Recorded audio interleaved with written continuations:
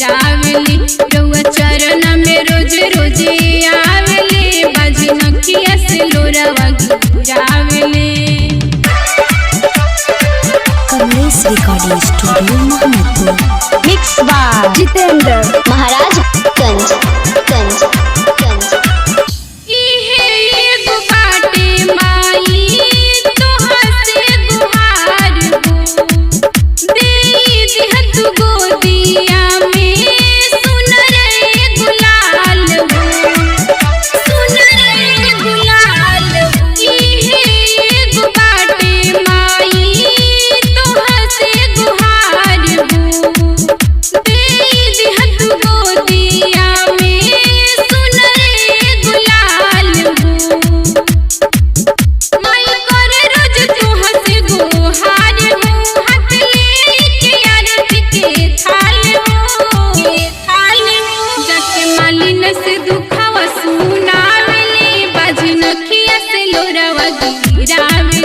जाके मालिन से दुखावा सुनावेले बाजी नखिया से लोरावा गिरावेले।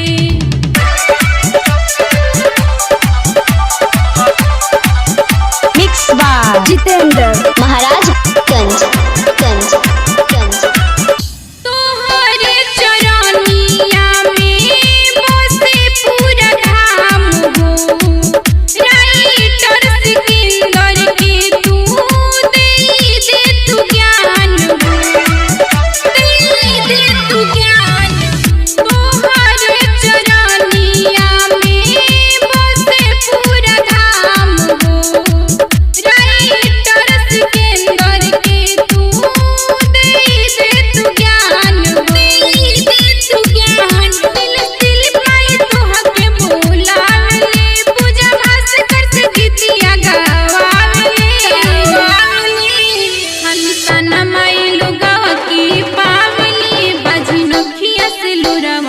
गिरावेली।